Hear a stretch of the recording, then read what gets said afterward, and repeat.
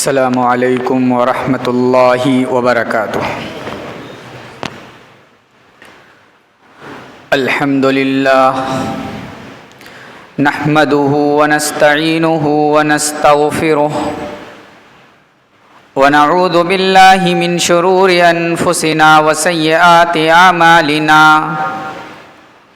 من يهده اللہ فلا مضل له ومن يضلل فلا هادي له واشهد ان لا اله الا الله وحده لا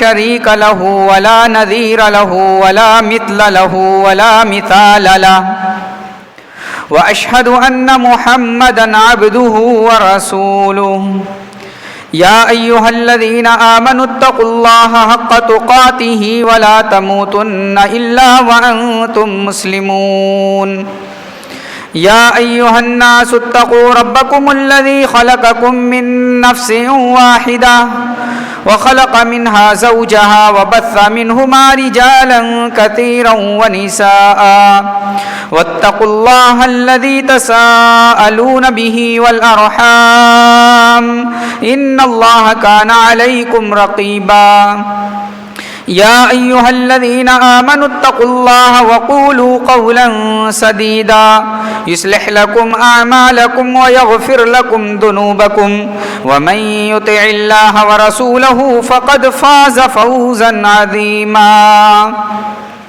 أما بعد فإن خير الحديث كتاب الله وخير الهدي هدي محمد صلى الله عليه وسلم وشر الأمور محدثاتها وكل محدثة بدعة وكل بدعة ضلالة الضلالة في النار أعوذ بالله السميع العليم من الشيطان الرجيم بسم الله الرحمن الرحيم يومئذ تعرضون لا تخفى منكم خافية فأما من أوتي كتابه بيمينه فيقول هاؤم اقرءوا كتابيه عن ابي هريره رضي الله تعالى عنه قال قال رسول الله صلى الله عليه وسلم سبعة يذلهم الله في ذله يوم لا ذل إلا ذله الإمام العادل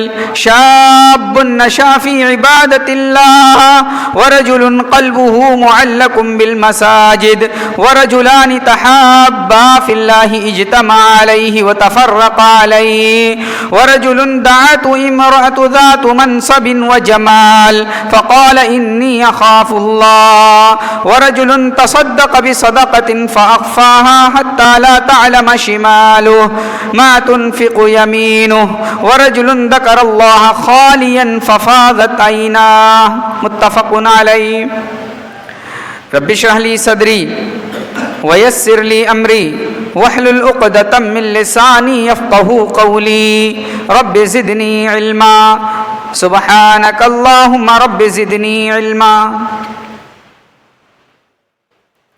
حضرات، علماء کرام،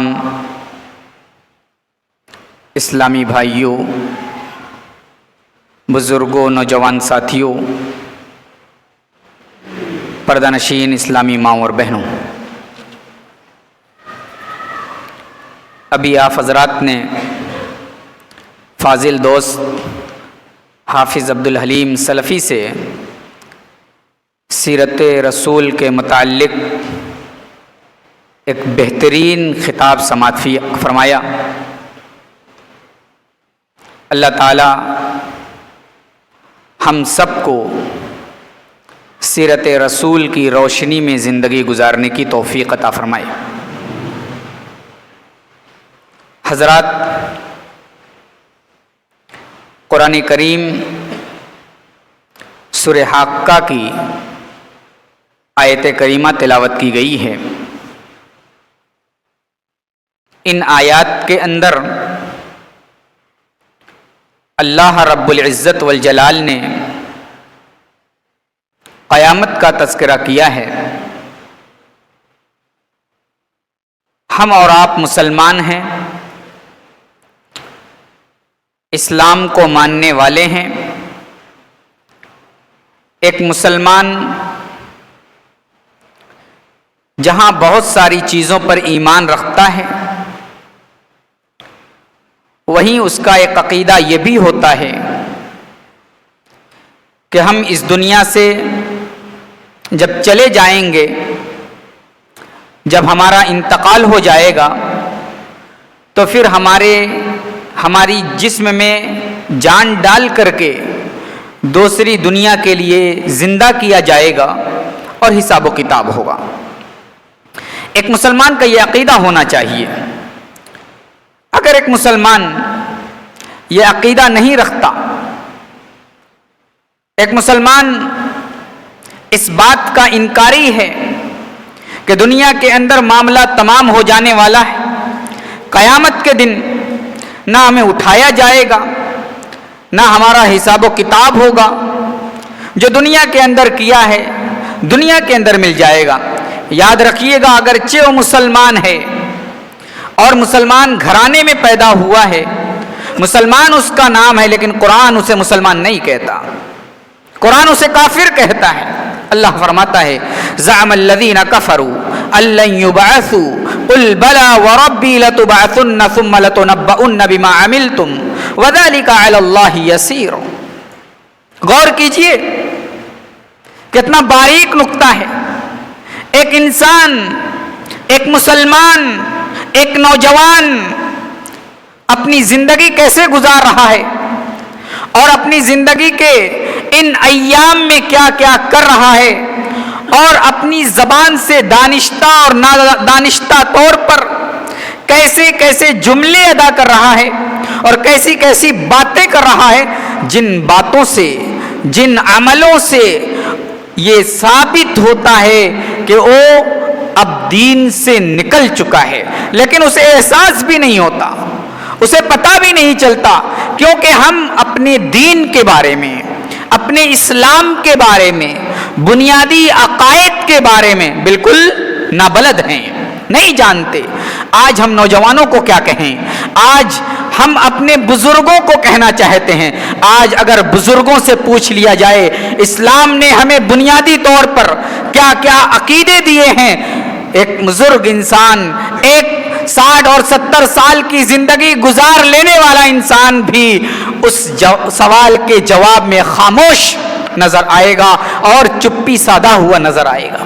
حضرات غور کیجئے، اللہ نے فرمایا زعم الذین کفروا ان لن یبعثوا، کفار جو ہیں، مشرکین جو ہیں، اللہ کے انکاری جو ہیں، تو کیا کہتے ہیں؟ ان لن یبعثوا، ہمیں کبھی بھی نہیں اٹھایا جائے گا، اس دنیا میں جو کیا ہے اس دنیا کے اندر مل جائے گا، اس دنیا کی ایک زندگی کے بعد دوسری زندگی ہمیں ملے گی، پھول پیڑ پودوں کی شکل میں یا کتے اور بلی کی شکل میں۔ اگر اچھی زندگی گزاری ہے تو ہم پیڑ پودے اور پھول کی شکل میں اس دنیا کے اندر دوبارہ نمودار ہوں گے، اور اگر بد زندگی گزاری ہے، بری زندگی گزاری ہے، نافرمانی والی زندگی گزاری ہے، تو کتے اور بلی اور دیگر جانوروں کی شکل میں دوبارہ ہم نمودار ہوں گے۔ لیکن ایک مسلمان کا یہ عقیدہ ہے، اس دنیا سے جانے کے بعد، میری مائیں اور بہنیں آپ بھی غور کیجئے، ایک مسلمان مرد، ایک مسلمان عورت کا یہ عقیدہ ہونا چاہیے کہ اس دنیا سے مرنے کے بعد ہمیں اس دنیا میں دوبارہ نہیں لایا جائے گا، بلکہ اس دنیا کے خاتمے کے بعد اس دوسری زندگی جسے ہم اور آپ قیامت کہتے ہیں، اس قیامت کے دن اللہ تبارک و تعالی اٹھائے گا اور ایک ایک حساب و کتاب، ایک ایک پائی کا حساب و کتاب دے گا۔ فَمَن يَعْمَلْ مِثْقَالَ ذَرَّةٍ خَيْرًا يَرَى وَمَن يَعْمَلْ مِثْقَالَ ذَرَّةٍ شَرًّا يَرَى۔ ایک شر کیا ہے ہم نے، ایک برائی ہم نے کی ہے، 7 کوٹھری کے اندر کی ہے، تب بھی اللہ تبارک و تعالی ہمارے سامنے لے کر کے آئے گا، اور ایک بھلائی کی ہے، کوئی نہیں جانتا کہ کسی کو نہیں معلوم، اللہ کو معلوم ہے۔ قیامت کے دن میدان محشر میں سارے عالم کے سامنے وہ بھلائی سامنے لے آئے گا۔ اسی لیے اللہ نے فرمایا یومئذ تعرضون لا تخفى منکم خافیہ، وہ قیامت کا دن ایسا دن ہونے والا ہے جس دن کوئی چیز مخفی نہیں ہوگی، کوئی چیز پوشیدہ نہیں ہوگی، سب ظاہر کر دی جائے گی، سب عیاں کر دی جائے گی، سب بیاں کر دی جائے گی، کسی کو پوشیدہ نہیں رکھا جائے گا۔ یومئذ تعرضون لا تخفى منکم خافیہ، کچھ بھی پوشیدہ نہیں ہوگا۔ کیا میرے بھائیوں ہم یہ چاہتے ہیں کہ ہماری سیاہ زندگی بھی قیامت کے دن کھول کر رکھ دی جائے؟ ہماری بلیک زندگی، ہمارے کالے کرتوت جو ہم نے کیے ہیں، ہم جانتے ہیں، ہمارا اللہ جانتا ہے، کیا ان سب کرتوتوں کو اللہ تبارک و تعالی میدان محشر میں ہمارے سامنے رکھ دے؟ کیا ہم یہی چاہتے ہیں یا یہ چاہتے ہیں کہ اس دن اللہ تبارک و تعالی ہمارا حشر، ہمارا نشر، ہمارا معاملہ صلحاء لوگوں کے ساتھ، صالحین کے ساتھ، صدیقین کے ساتھ، شہداء کے ساتھ اور دیگر نیک لوگوں کے ساتھ کرے؟ اگر ہماری خواہش یہ ہے کہ ہمارا حشر و نشر قیامت کے دن نیک لوگوں کے ساتھ کیا جائے، آج ہی ہے نوجوانوں اور آج ہی ہے ہمارے مسلمان بھائیوں، اللہ سے اپنی کالی زندگی پر توبہ کرو، رو، گڑ گڑاؤ اور اللہ سے دعا کرو۔ الہ العالمین 20 سال کی زندگی، 25 سال کی زندگی، 30 سال کی زندگی، 50 سال کی زندگی، 70 سال کی زندگی ہم نے گزار دی اور ہماری پوری زندگی سیاہ ہے، کالے کارناموں سے بھرپور ہے، کالے کارناموں سے بھری پڑی ہے۔ اے اللہ ہم تیری رحمت کے محتاج ہیں، اے اللہ تو اپنی رحمت ہمارے اوپر کر دے اور ہمارے اس کالے کرتوت کو، ہمارے اس سیاہ کارنامے کو اے اللہ تو برف سے دھل دے، اولے سے دھل دے اور ٹھنڈے پانی سے دھل دے۔ میرے بھائیوں یہ میں کیوں کہہ رہا ہوں کہ برف سے دھل دے، اولے سے دھل دے اور ٹھنڈے پانی سے دھل دے؟ کیونکہ ہم اور آپ اگر ہم نماز پڑھتے ہیں تو دعائے استفتاح ضرور پڑھتے ہوں گے۔ اس دعائے استفتاح میں اللہ تبارک و تعالی سے کہا گیا ہے اے اللہ ہماری گناہوں کو تو دھل دے۔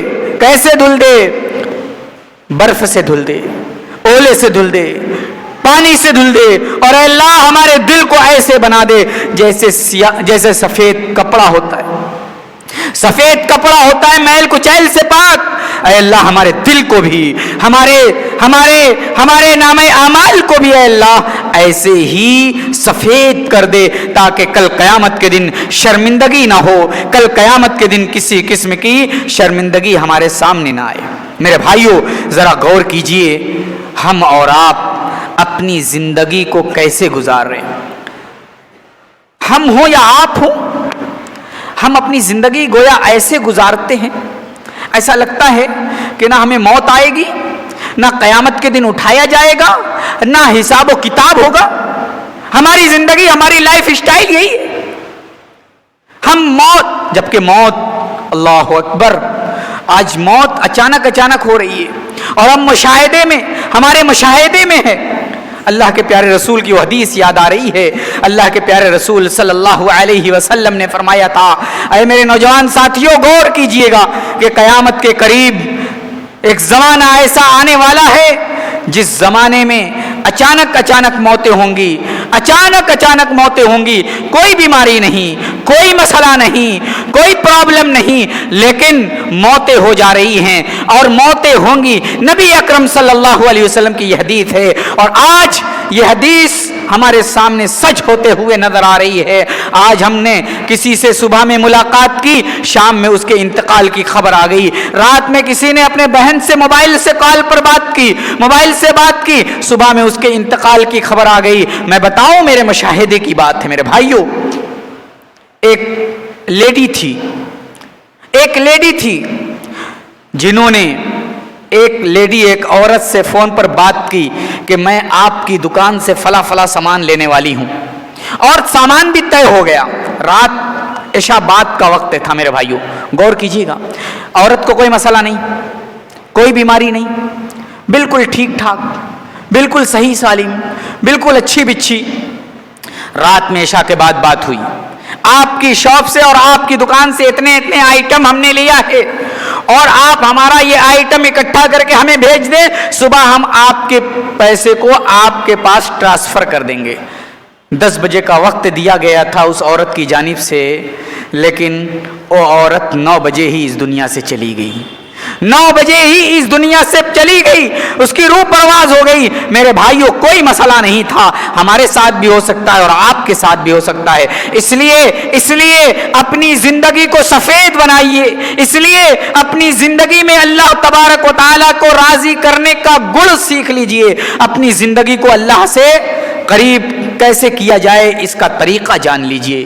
میرے بھائیوں، ہم اور آپ اپنے لیے اور اپنے گھر والوں کے لیے، سب کے لیے اس بات سے تیار رہیں کہ ہمیں آخرت کی یاد دلانی ہے.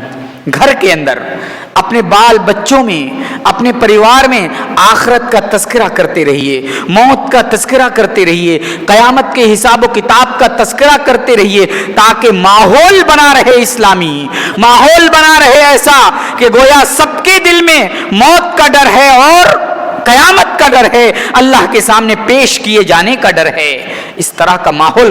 آج افسوس کی بات ہے، آج ہمارے گھروں میں آج تو وائی فائی اتنا عام ہو چکا ہے، اتنا سستا ہو چکا ہے کہ ہم اور آپ سب لگوانا چاہتے ہیں، اور جس گھر کے اندر وائی فائی ہوتا ہے اس گھر کے ساری موبائلوں میں سیریل دیکھا جاتا ہے، ویب سیریل دیکھا جاتا ہے، فلمیں دیکھی جاتی ہیں اور ریلز دیکھی جاتی ہیں. لیکن کسی موبائل میں آپ کو یہ نہیں ملے گا کہ کسی عالم کی تقریر دیکھی جا رہی ہو، کسی قاری کی تلاوت سنی جا رہی ہو، کسی نعت پڑھنے والے، اچھے نعت پڑھنے والے کی نعت سنی جا رہی ہو، حمد سنی جا رہی ہو. اسلامی سوال و جواب پر علماء کے ویڈیوز ہیں، علماء کے ویڈیوز سوال و جواب کی شکل میں سنے جا رہے ہیں. آج میں سمجھتا ہوں 99% جس کے گھر کے اندر نیٹ فری ہے وہ بالکل اسی سارے جھمیلے میں پھنسا ہوا ہے. اس کے یہاں سے تو بالکل اللہ کی تعریف، قرآن کی تلاوت، اللہ کا ذکر بالکل مفقود نظر آتا ہے. میرے بھائیوں،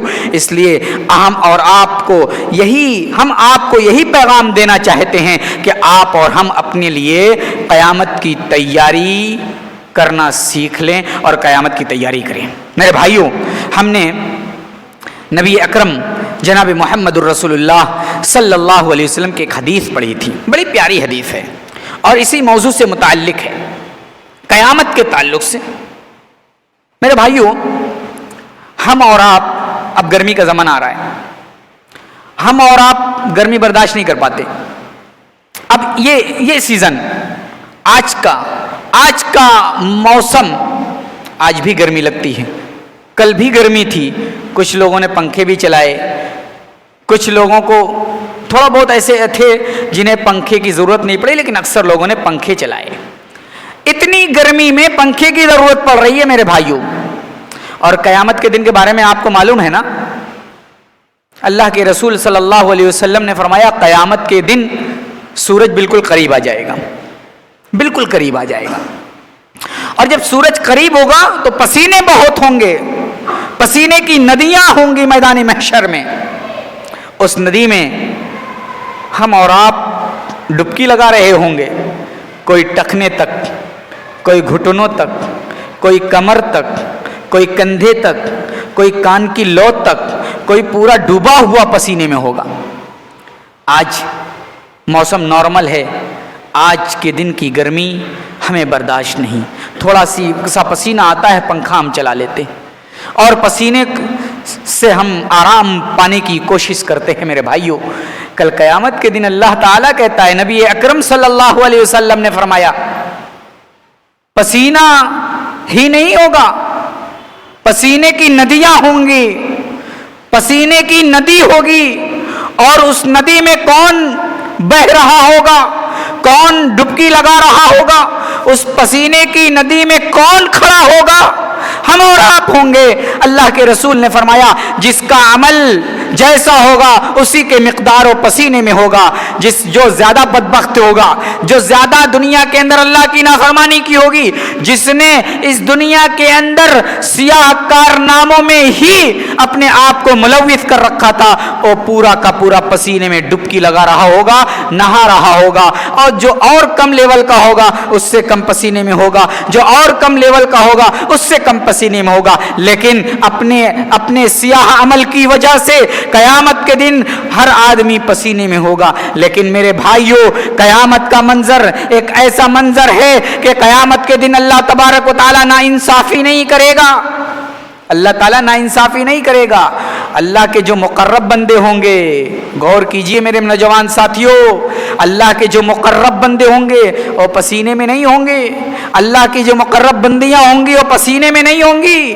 اللہ کے جو قریبی ہوں گے, جنہوں نے سیاہ کارناموں سے اپنے آپ کو دور رکھا اور نیک عمل کیا, وہ کہاں ہوں گے؟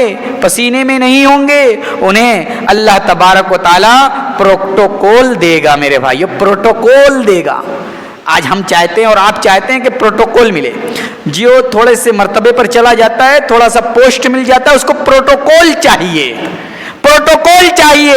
اللہ تعالیٰ کے ہاں کس کو پروٹوکول ملے گا میرے بھائیوں؟ اللہ تعالیٰ کے ہاں کون ہوگا جو پروٹوکول میں چلے گا؟ وہ کچھ ایسے خوش نصیب ہوں گے جو دنیا کے اندر تو تھے لیکن سیاہ کارناموں سے, دنیا کے جھمیلوں سے, برائیوں سے, اللہ کی نافرمانی سے دور تھے. ان کو صرف ایک ہی چیز کی لگن تھی, وہ یہ کہ اللہ کے قریبی بن جائیں. موت آئے تو لا الہ الا اللہ زبان پر ہو, قبر میں جائیں تو من ربک کا جواب لا ادری نہ دیں بلکہ ربی اللہ ہماری زبان سے نکلے. قبر میں جائیں, منکر نکیر سوال کریں, ما دینک, تمہارا دین کیا ہے؟ تو منکر نکیر کے جواب میں کہہ دیں دینی اللہ, میرا دین دینی الاسلام, میرا دین دین اسلام ہے, وہ دین جو اللہ نے پسند کیا ہے. فرشتے سوال کریں تم محمد الرسول اللہ کے بارے میں کیا جانتے ہو؟ تو ہماری زبان سے یہ نہ نکلے لا ادری, میں کچھ نہیں جانتا, بلکہ یہ ہونا چاہیے کہ محمد الرسول اللہ صلی اللہ علیہ وسلم اللہ کے بندے اور اس کے رسول ہیں. پروٹوکول ملنے والا ہے. کس کو ملے گا میرے بھائیوں؟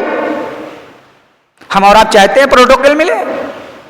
ہم اور آپ چاہتے ہیں کہ اس دن پسینے سے دور رہیں, اس دن پسینے کی ندیاں بھی قریب نہ آئیں, اس دن پسینے کی ندی کے قریب بھی نہ پہنچیں؟ ہم چاہتے ہیں. کیا ہماری خواہش ہے؟ اگر خواہش ہے تو صرف خواہش سے کام نہیں چلے گا میرے بھائیوں, تمنا سے کام نہیں چلے گا. تمنا تو بہت لوگ کرتے ہیں اور تمنا کرتے کرتے کرتے اس دنیا سے چلے گئے اور تمنا ہی لے کر کے چلے گئے. تمنا نہیں کرنا ہے, تمنا کرنے کے ساتھ ساتھ آمنا بھی کرنا ہے اور صدقنا بھی کرنا ہے.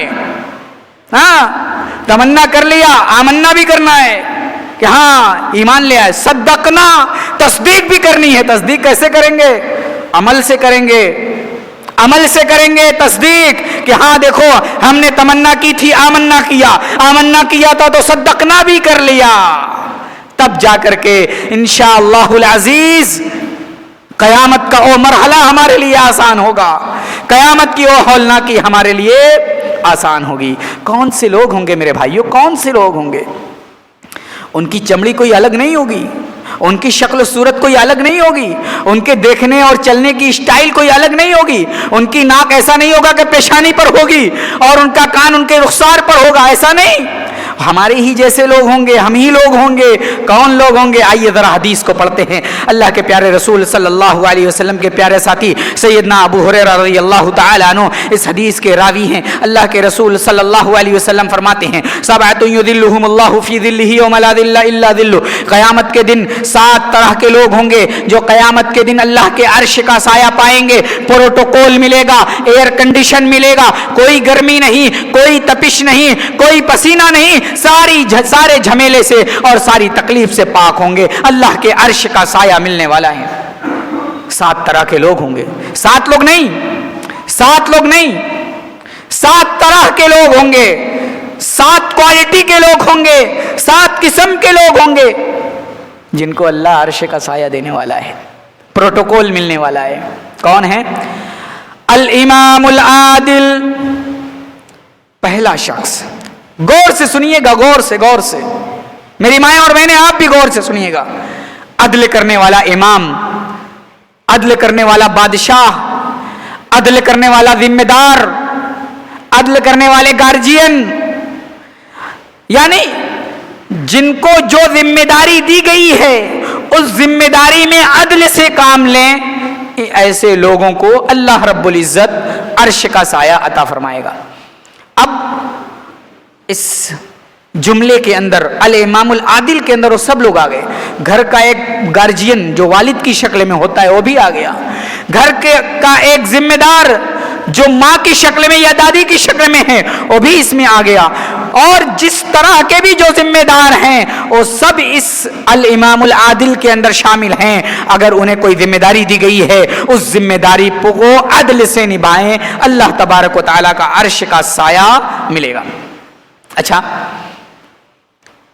اس آیت کریمہ اس نبی اکرم صلی اللہ علیہ وسلم کی یہ پیشن گوئی کہ قیامت کے دن پہلا وہ شخص جو عدل کرنے والا ہوگا عرش کا سایہ ملے گا. اس عدل کی کتنی اہمیت ہے، عدل کی کتنی اہمیت ہے، ذرا اس کو ہم قرآن کریم کی آیتوں سے مزین کر لیتے ہیں.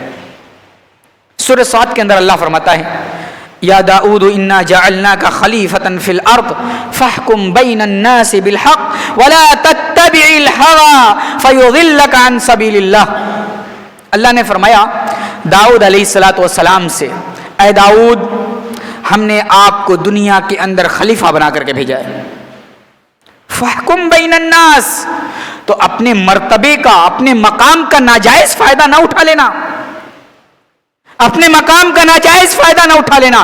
فاحکم بین الناس، لوگوں کے درمیان عدل سے کام لینا. ولا تتبع الہوى، اور خواہشات نفس کی پیروی نہ کرنا. بڑی عجیب چیز اللہ نے یہاں ارشاد فرما دی. اللہ نے کہا فاحکم بین الناس، لوگوں کے درمیان عدل سے کام لینا، عدل کا فیصلہ کرنا، عادلانہ فیصلہ کرنا. اور پھر اللہ نے کیوں کہہ دیا ولا تتبع الہوى، اے داؤد خواہشات نفس کی پیروی نہ کرنا؟ کیا مسئلہ ہے؟ اللہ نے ابھی عدل کے بات کہتے کہتے خواہشات نفس کی بات کر لی. ایک نقطہ یہ ملا کہ آدمی جب تک خواہشات نفس سے پاک ہو کر کے فیصلہ نہیں کرے گا عدل پر مبنی فیصلہ نہیں ہو سکتا.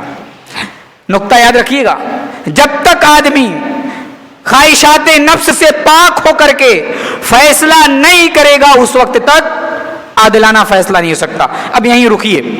ایک والد ہے، ایک باپ ہے جس کے 4 بیٹے ہیں، عبداللہ، عبد الرحمن، عبد الرؤف، عبد الستار. یہ 4 بیٹے ہیں. ان چاروں بیٹوں کے درمیان محبت الگ الگ ہو سکتی ہے. عبداللہ سے محبت کچھ ہو، عبد الرحمن سے محبت کچھ ہو، عبد الستار سے محبت کچھ ہو. محبت کا معیار الگ الگ ہو سکتا ہے، لیکن اس محبت کے معیار پر عدل میں فرق نہیں ہونا چاہیے. اور اگر محبت کے معیار پر باپ عدل نہیں کرتا، کسی کو زیادہ دیتا ہے، کسی کو کم دیتا ہے، کسی کو 2 گنا دیتا ہے، تو یاد رکھیے گا ایسا باپ عادل باپ نہیں ہے.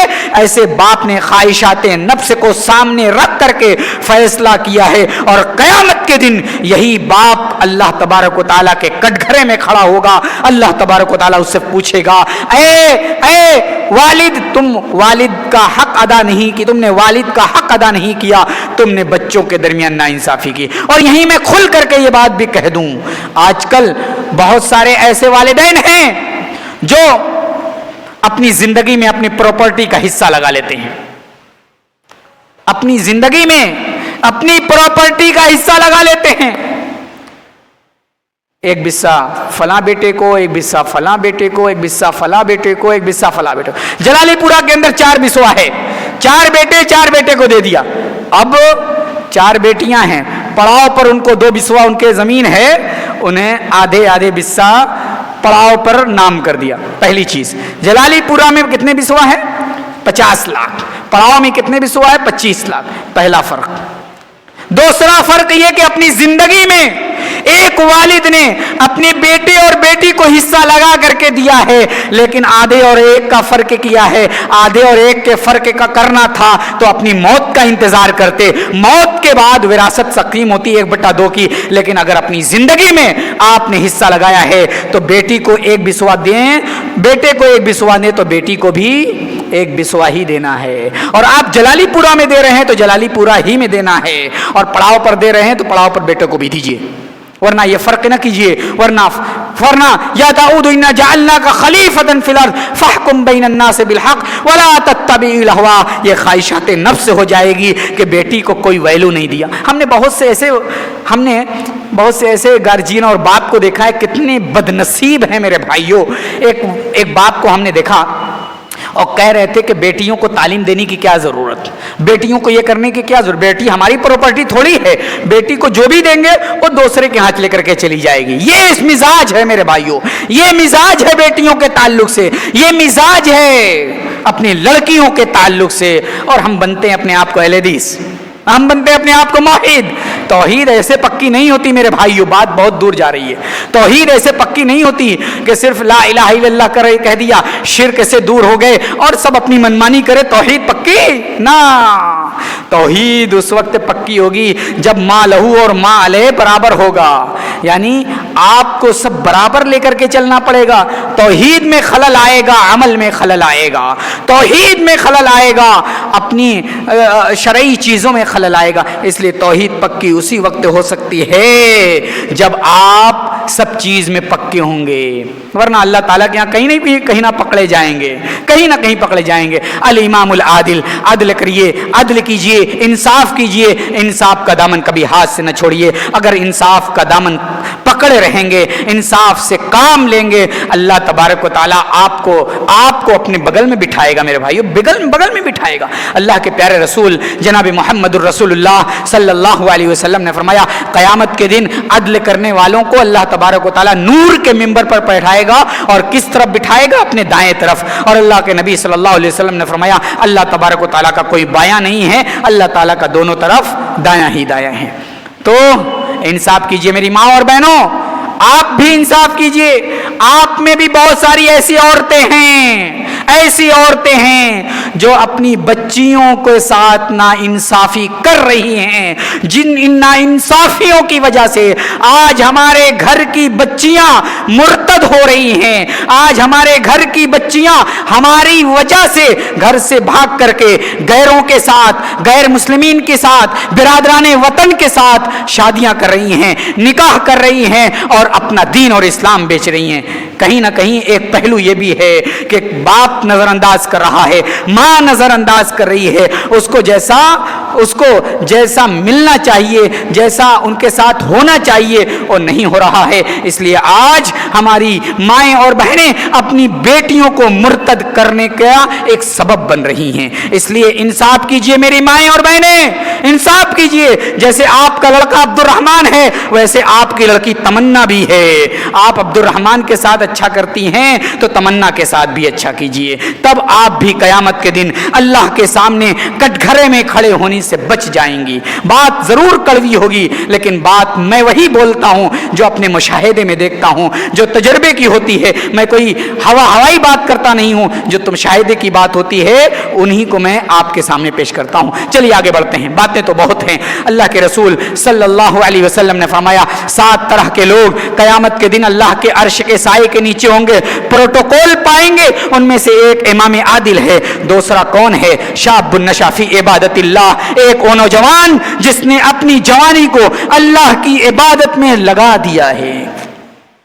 نوجوانوں، اللہ کے نبی صلی اللہ علیہ وسلم آپ سے مخاطب ہیں، آپ کو ابھار رہے ہیں، آپ کو ابھار رہے ہیں عمل کے اوپر۔ شاب النشا فی عبادت اللہ، اے نوجوانوں اپنی جوانی کو مستانی میں نہ گزارو، اپنی جوانی کو برائی میں نہ گزارو، اپنی جوانی کو اللہ کی مرضی کے مطابق بنا کر کے اللہ کی مرضی کے مطابق اس دنیا میں گزارو۔ اے نوجوانوں سدھر جاؤ، اے نوجوانوں اپنی اصلاح کر لو، اے نوجوانوں اپنے آپ کو اللہ سے قریب کر لو۔ آج نوجوان بے راہ روی کا شکار ہے، آج نوجوان اسلام سے دور ہے، دین سے دور ہے، دینی تعلیمات سے دور ہے، آج نوجوان اسلام سے دور ہے۔ میرے نوجوان ساتھیوں، آپ بہت غنیمت چیز ہیں، بہت ہی قیمتی چیز ہیں۔ اسلام نے نوجوانی کی بڑی اہمیت بتلائی ہے۔ یہ اسلامی تاریخ پڑھیے، اسلامی تاریخ کا مطالعہ کیجئے، اسلامی تاریخ پڑھنے کے بعد یہی بات سامنے آتی ہے کہ جس نے بھی اسلام کی خدمت کی ہے وہ کوئی 90 سال کا بوڑھا نہیں تھا، وہ کوئی 80 سال کا بوڑھا نہیں تھا، وہ 40 سال کا نوجوان تھا، وہ 35 سال کا نوجوان تھا، وہ نوجوان تھا جس نے انقلاب برپا کیا، وہ نوجوان تھا جس نے معاشرے کے اندر ایک انقلاب رونما کیا۔ آج نوجوان سو گئے ہیں، آج نوجوان خواب غفلت میں ہیں۔ کہاں ہے میرے نوجوان ساتھیوں؟ کہاں ہو؟ آؤ اللہ کی طرف آؤ، اپنے آپ کو بیدار کر لو، اپنے آپ کو جو تم نے سلا لیا ہے بیدار کر لو۔ شاب النشا فی عبادت اللہ، شاب النشا فی عبادت ربہ۔ اے نوجوانوں اپنے رب کی عبادت کرو، اپنے رب کی طرف آ جاؤ۔ میرے نوجوان ساتھیوں کہاں ہو تم؟ کہاں ہو؟ کہاں ہو؟ یہ نوجوانی کہاں برباد کر رہے ہو؟ اس نوجوانی کو کہاں استعمال کر رہے ہو؟ نوجوانوں اللہ کی طرف آ جاؤ، نوجوانوں اللہ کے دین کے لیے اٹھ جاؤ، نوجوانوں اللہ کے دین کے لیے کچھ کرو۔ اگر اس نوجوانی کو آپ نے غنیمت سمجھ لیا، اس نوجوانی کو آپ نے اللہ کے کام میں لگا دیا، یاد رکھیے گا اللہ تبارک و تعالی قیامت کے دن اپنے عرش کا سایہ ضرور عطا فرمائے گا۔ اللہ کے پیارے رسول صلی اللہ علیہ وسلم نے ارشاد فرمایا، اللہ کے رسول فرماتے ہیں اغتنم خمسن قبل خمسن شبابک قبل حرمک۔ اے نوجوان ساتھیوں ذرا غور سے سننا اس حدیث کو، ذرا غور سے سننا۔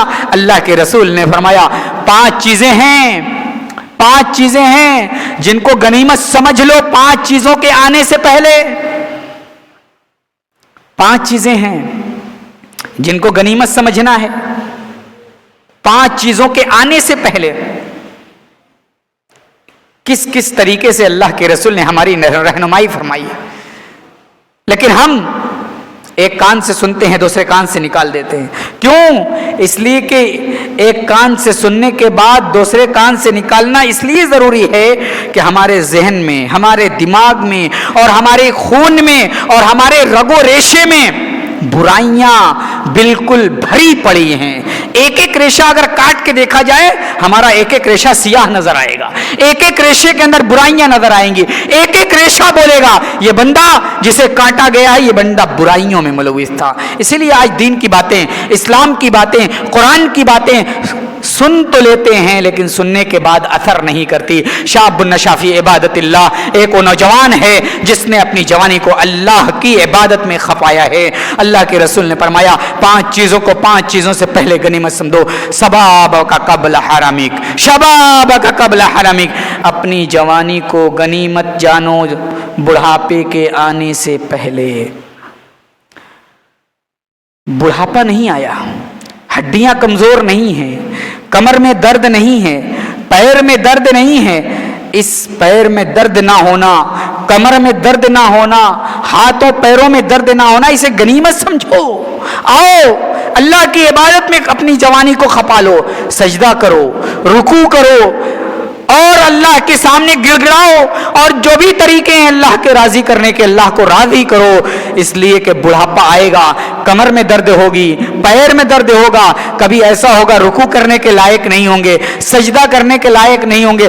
آج ان بوڑھوں سے پوچھو، آج ان بزرگوں سے پوچھو جو آج اپنی جوانی کو برباد کر کے مسجد سے قریب ہوئے ہیں، جو رکوع بھی نہیں کر سکتے، جو سجدہ بھی نہیں کر سکتے، آج انہیں افسوس ہو رہا ہے کاش اپنی اس 40 سالہ زندگی کو ہم نے اللہ رب العزت والجلال کی عبادت میں گزارا ہوتا تو آج یہ افسوس نہ ہوتا. کاش وہ 40 سالہ جو زندگی سینما دیکھتے ہوئے، برائیاں کرتے ہوئے، نافرمانیاں کرتے ہوئے، اللہ کو ناراض کرتے ہوئے، جوا کھیلتے ہوئے، شراب پیتے ہوئے اور دوسری برائیاں کرتے ہوئے 40 سالہ زندگی گزاری ہے. کاش ان شراب پینے کے زمانے میں نماز پڑھا ہوتا. کاش ان شراب پینے کے زمانے میں ہم نے صدقہ و خیرات کیا ہوتا. کاش اس شراب پینے کے زمانے میں، اس گانا سننے کے زمانے میں ہم قرآن کی تلاوت کیے ہوتے تو آج ہمیں افسوس نہ کرنا پڑتا. تو میرے نوجوان ساتھیوں،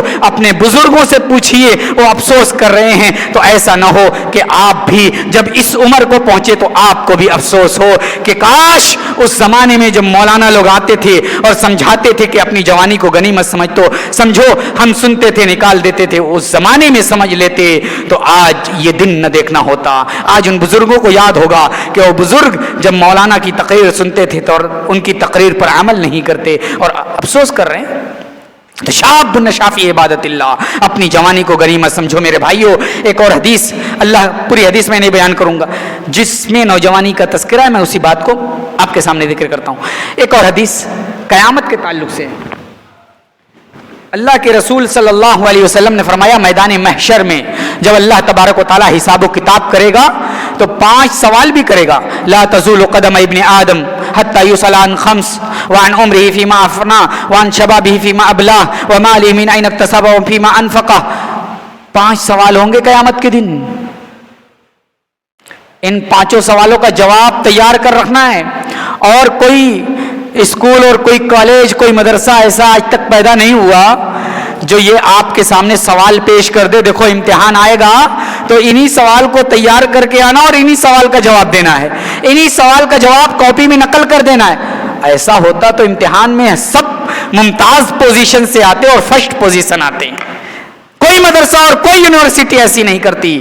لیکن ایک یونیورسٹی ہے جو اللہ تبارک و تعالیٰ کی یونیورسٹی ہے، جو قیامت کے دن قائم ہوگی، جو مدرسہ قیامت کے دن قائم ہوگا. اس مدرسے میں 5 سوال ہوں گے اور 5 سوال بہت دنوں سے ہمارے سامنے بیان کیے جا رہے ہیں، ہمارے سامنے موجود ہیں. ان 5 سوالوں کا جواب لیکن ہم اپنی زندگی بھر نہیں بنا پاتے، اپنی زندگی بھر تیار نہیں کر پاتے، اپنی زندگی میں تیار نہیں کر پاتے اور بغیر تیاری کے ہم اس دنیا سے چلے جاتے ہیں. کیا سوالات ہیں؟ لا تزول قدم ابن آدم حتی یسأل عن 5. 5 سوال کا جواب دیے بغیر کوئی بنی آدم اللہ کی طرف سے اور اللہ کے پاس سے نہیں ہلے گا، قدم تک نہیں ہل سکتا. وان عمرہ فیما افنا وان شبابہ فیما ابلا. اپنی عمر کے بارے میں بتاؤ، تم نے عمر کو کہاں گزارا. ایک عمر کے بارے میں سوال ہوگا. اگر کسی کو 60 سال کی عمر دی گئی، 60 سال کی یہ عمر تم نے کہاں گزارا، اس کا حساب بتاؤ، اس کا حساب و کتاب پیش کرو، کہاں گزارا. دوسرا وَأَن شَبَابِهِ فِيمَا أَبْلَاهُ. اے نوجوان مردوں، اے نوجوان عورتوں، یہ بتاؤ تم نے اپنی جوانی کہاں گزاری، تم نے اپنی جوانی کو کہاں گزارا. اس جوانی کے بارے میں اپنا پورا بایو ڈاٹا بیان کرو. اللہ اکبر. عمر کے بارے میں سوال ہو گیا، یہ کافی نہیں تھا کیا؟ عمر میں جوانی نہیں آتی کیا؟ جوانی آتی ہے نا عمر میں. 60 سال کی عمر ہے، جوانی نہیں آئی اس میں؟ آئی. لیکن عمر کے بارے میں سوال کرنے کے بعد، ان 60 سالوں کے بارے میں سوال کرنے کے بعد آپ کی جوانی کے بارے میں سوال کیا جائے گا. اس جوانی کو کہاں کھپایا، اس جوانی کو کتنا اللہ کی راہ میں استعمال کیا، اللہ کی مرضی کے مطابق بنایا. تو میرے ساتھیوں، اپنی نوجوانی کو غنیمت سمجھو اور نوجوانی کو اللہ تبارک و تعالیٰ کے مرضی کے مطابق بناؤ. سورہ کہف میں اللہ تبارک و تعالیٰ نے چند نوجوانوں کا تذکرہ کیا ہے. وہ نوجوان تھے جنہوں نے اللہ کی توحید پر اپنے آپ کو قائم رکھا، بادشاہ کی تکلیف تکلیف سے, بادشاہ کی تکلیف کو جھیلتے رہے اور ایک گوفے میں جا کر کے بند ہو گئے.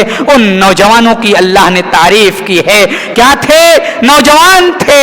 اس لیے میرے نوجوان ساتھیوں, اپنی زندگی کو, نوجوانی کو غنیمت سمجھتے ہوئے اللہ تبارک و تعالیٰ کی اللہ تبارک و تعالیٰ کے بتائے ہوئے راستے پر آ جاؤ, اس کے طریقے پر آ جاؤ. میرے بھائیوں, آج میرے میں انہی باتوں پر اپنی بات ختم کروں گا, نوجوانوں کے تعلق سے چند باتیں بیان کر کے.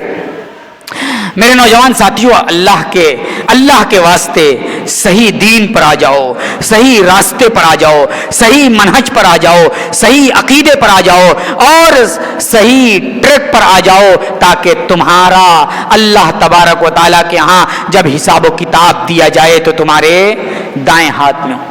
میرے بھائیوں, آج نوجوانوں کی شکلیں بگڑتی ہوئی نظر آ رہی ہیں, نوجوانوں کے مزاج بگڑتے ہوئے نظر آ رہے ہیں. آج نوجوان صرف پیسے پر مر رہا ہے. اسے پیسہ چاہیے, اسے پیسہ چاہیے. کہاں سے آ رہا ہے, کیسے آ رہا ہے, کس طرح آ رہا ہے, نہ نوجوان کو مطلب ہے. اور میں یہاں یہ کھل کر کے بھی کہہ دوں, آج نوجوانوں کے والدین کو بھی یہی صرف مطلوب ہے کہ نوجوان پیسہ کہیں سے بھی کما کر کے لے آئے, جوا کھیل کر کے آئے یا کسی اور طریقے سے پیسہ لے کر کے آئے, لیکن پیسہ گھر کے اندر آنا چاہیے. یہ ہمارے گھر کے گارجین کی بھی یہی سوچ ہو چکی ہے. میرے بھائیوں, نوجوانوں, پیسہ خوب کماؤ, خوب امیر بنو, کروڑ پتی بنو, ارب پتی بنو, جو پتی بننا ہے جو پتی بنو, لیکن جو پتی بنو حلال طریقے سے بنو. حرام طریقے سے کوئی پتی بننے کی ضرورت نہیں. اگر کوئی پتی حرام طریقے سے بنو گے, اللہ تبارک و تعالیٰ کے یہاں خوب مارے جاؤ گے, کوٹے جاؤ گے, اور اللہ تبارک و تعالیٰ کے یہاں ہی نہیں, قبر ہی کے اندر تمہاری کٹائی شروع ہو جائے گی, تمہاری پٹائی شروع ہو جائے گی. میرے نوجوان ساتھیوں, آج ہمارے نوجوان موبائل سے پیسہ کما رہے ہیں, گیم کھیل کر کے پیسہ کما رہے ہیں. آج ہمارے نوجوان جوا کھیل کر کے پیسہ کما رہے ہیں. آج ہمارے نوجوان لون کے ذریعے سے پیسہ لے کر کے اپنی جائز خواہشات پوری کر رہے ہیں. آج ہمارے نوجوان قرض لے کر کے اپنی خواہشات پوری کرتے ہیں اور قرض دینے کا نام نہیں لیتے. اسی طریقے سے آج ہمارے نوجوان فائنینس کے اس جھمیلے میں بھی پھنسے ہوئے ہیں, جو فائنینس آج ہمارے درمیان رائج ہے. اور یاد رکھنا, یہ فائنینس کا جھمیلا یہ حرام ہے, ناجائز ہے, صحیح نہیں ہے. اب یاد رکھیے گا, کیوں نہیں صحیح ہے, لے کر کے جائیے. میں نے کہا کیوں صحیح نہیں ہے, یاد رکھیے گا. آج فائنینس کیسے کیا جاتا ہے, ہمیں موبائل کی ضرورت ہے, اب ہمارے پاس اتنی دم نہیں ہے کہ ہم 10,000 کا موبائل لے لیں. 10,000 کا موبائل لینے کی دم نہیں ہے. ہمارے پاس کی پیڈ چلانے والی موبائل کی اوسط ہے, ہم لیں گے ٹچ موبائل لیں گے, آئی فون لیں گے. اب کیا کرنا ہے بھائی, 2,000 5,000 10,000 کا انتظام ہو گیا. فائنینس کا یہ جو نظام بڑا آسان ہمارے لیے ہو گیا. اب کیا ہوتا ہے, اب جائیں گے 10,000 روپیہ لے کر کے جائیں گے, اپنے من پسند کی موبائل 10,000 میں لے کر کے آ جائیں گے. اب کیا ہوگا, مہینے اس کی قسط جمع کر کے ادا کرنا ہے. کیا یہ صحیح ہے, کیا یہ درست ہے؟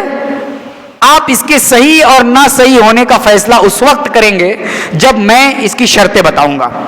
دیکھیے, قسط پر لینا یہ ٹھیک ہے, قسط پر لے سکتے ہیں, لیکن جب شرطیں پائی جائیں تو پہلی شرط قسط پر آپ موبائل لے سکتے ہیں, پہلی شرط قسط متعین ہو. فائنینس سے ہم کراتے ہیں موبائل, قسط متعین ہوتی ہے نا, بولے نا جوان, قسط متعین ہوتی ہے, ٹھیک, پہلی شرط پر ہم کھرے اتر گئے. دوسری شرط رقم متعین ہو. 20,000 کی موبائل ہے, 20,000 دینا ہے, رقم بھی متعین. دوسری شرط میں بھی ہم کامیاب ہو گئے. تیسری شرط کیا ہے, ای ایم آئی کا نظام یہ ہے کہ ہر مہینے کی 2 تاریخ کو آپ کی ای ایم آئی کٹنی ہے. ہر مہینے کی, جس نے بھی ای ایم آئی کرایا ہوگا اسے معلوم ہوگا, ہر مہینے کی 2 تاریخ کو ای ایم آئی آپ کی کٹنی ہے.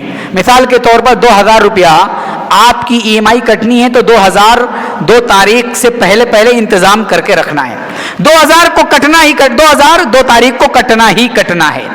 اب 2,000 کٹنا ہے اور 2 تاریخ آ گئی, 2 تاریخ آ گئی, ہم نے انتظام کر لیا, فروری کے مہینے میں 2,000 ہمارا کٹ گیا, ٹھیک. مارچ کا مہینہ آ گیا اور مارچ کے مہینے میں ہم نے 2 تاریخ تک 2000 انتظام نہیں کیا اور نہیں ہو سکا. اب ہم نے 10 دن بعد وہ 2000 EMI جمع کی تو ہماری EMI کتنی جمع ہوئی؟ 2400 روپیہ. 2400 روپیہ. یہ 400 روپیہ جو اضافی چارج ہے یہی بیاج ہے, یہی سود ہے, اور اسی نے قسط کو حرام قرار دیا. اب ایک سوال پیدا ہوتا ہے, اگر ہم EMI کو 2 تاریخ ہی کو جمع کر دیں, 2 تاریخ ہی کو جمع کر دیں اور ہمیں بیاج نہ دینا پڑے, تب کیا صحیح ہے؟ نہیں صحیح ہے. اس لیے کہ آپ نے EMI اس شرط پر لی ہے کہ آپ 2 تاریخ کو جمع نہیں کریں گے تو آپ بیاج دیں گے. ایک شرط ہے, اگرچہ آپ بیاج نہیں دے رہے ہیں, 2 تاریخ کو ٹائم سے جمع کر دے رہے ہیں, لیکن ایک شرط ہے نا, ایک شرط ہے نا, نہیں جمع کریں گے تو آپ کو بیاج دینا پڑے گا. اس لیے EMI صحیح نہیں ہے. اگر کوئی اس طریقے سے EMI دے رہا ہے کہ 2 تاریخ کو 2000 جمع کرنا ہے, ٹھیک ہے, آپ نے 2 تاریخ کو جمع نہیں کیا, 4 تاریخ کو بھی جمع کریں گے 2000 ہی جمع کرنا ہے, 8 تاریخ کو جمع کریں گے 2000 ہی جمع کرنا ہے, تب ٹھیک ہے. لیکن جہاں بیاج کی شرط آ گئی تو حرام ہے. ایک اصول اور یاد رکھیے گا, شریعت میں ادھار اور خرید لین دین جو بھی ہے, اگر جس چیز پر سودا طے ہو گیا, اب اس طے شدہ سودے پر کوئی بھی اضافی رقم چارج کی جائے گی, وہ بیاج ہے. مثال کے طور پر 10,000 کی ہم نے ساڑی بیچی, 10,000 کی 28 فروری تک کے لیے ہم نے بیچ دی, 28 تاریخ کو پیمنٹ نہیں ملا, اب ہم نے 2-3 مارچ کو پیمنٹ لینا ہے, اب ہم اس پر 10,200 بڑھا کر کے لیں, یہی بیاج ہے, اضافی چارج ہم نے لے لیا, یہی بیاج ہے. اور EMI کا مسئلہ مجھے امید ہے کہ آپ کو سمجھ میں آ گیا ہوگا. تو میرے نوجوان ساتھیوں, اپنی خواہش کو دبا لو, اپنی خواہش کو کچل لو, اپنی خواہش پر ہتھوڑا چڑھا دو, لیکن بیاج اور سود پر کبھی کام نہ کرنا, اور بیاج اور سود پر کبھی کچھ نہ لینا. میرے بھائیوں, 2 چیزیں ہم نے بیان کر دی, تیسری چیز کا ترجمہ ہم کر دیتے ہیں. ایک وہ آدمی جس کا دل اللہ سے کی مسجدوں سے لگا ہوا ہو, تیسرا وہ شخص جس نے اللہ کے لیے محبت کی ہے اور اللہ ہی کے لیے نفرت کی ہے. چوتھا وہ شخص جسے کسی خوبصورت لڑکی نے دعوت زنا دیا ہو, برائی پر بلایا ہو, لیکن اللہ کا خوف, اللہ کا ڈر اس کے دل میں تھا, اور اللہ کے خوف کی وجہ سے اس نے کہہ دیا انی اخاف اللہ, میں اللہ سے ڈرتا ہوں. اس کی مثال حضرت یوسف علیہ السلام موجود ہیں, اور غار کا واقعہ جو 3 لوگ جو ہے غار کے اندر چھپ گئے تھے, اس میں ایک آدمی ایسا ہی تھا کہ اس کی چچا زاد بہن, وہ اپنی چچا زاد بہن سے بہت پیار کرتا تھا اور اس کے لیے تیار کر دیا تھا, لیکن چچا زاد بہن نے انی اخاف اللہ کہہ کر کے اس کام کے کرنے سے باز رہی. اور 5ویں چیز, ایسا آدمی, 5ویں قسم کے لوگ, ایسے لوگ جنہوں نے صدقہ کیا ہو, ایک ہاتھ سے کیا ہو دوسرا ہاتھ بھی نہ جان پایا ہو. اور 7ویں قسم کے لوگ وہ لوگ ہیں جنہوں نے اللہ کو اکیلے میں یاد کیا ہو, تنہائی میں یاد کیا ہو, اور اللہ کو تنہائی میں یاد کر کے ان کی آنکھوں سے آنسو جاری ہو گیا ہو اور رو پڑے ہوں. ایسے لوگ قیامت کے دن اللہ کے عرش کا سایہ پائیں گے. تو میرے نوجوان ساتھیوں, میری ماں اور بہنوں, اگر ہم قیامت کے دن کی سختیوں سے بچنا چاہتے ہیں, پروٹوکول چاہتے ہیں, ایئر کنڈیشن چاہتے ہیں, تو ہمیں اس بات کی فکر کرنی پڑے گی کہ ہم ان 7 قسم کے لوگوں میں شامل ہو جائیں. اللہ تعالی ہم سب کو کہنے سننے سے زیادہ عمل کی توفیق عطا فرمائے. الہ العالمین ہم سب کو ان 7 لوگوں میں شامل فرما دے. اے اللہ, قیامت کے دن اپنے عرش کا سایہ نصیب فرما دے. الہ العالمین جب تک زندہ رکھ, اسلام پر زندہ رکھ, عقید توحید پر زندہ رکھ, متبع سنت بنا کر کے زندہ رکھ, خاتمہ ہو ایمان پر ہو. اقول قولی ھذا واستغفر اللہ لی ولکم ولسائر المسلمین وما علینا الا البلاغ المبین. والسلام علیکم ورحمۃ اللہ وبرکاتہ.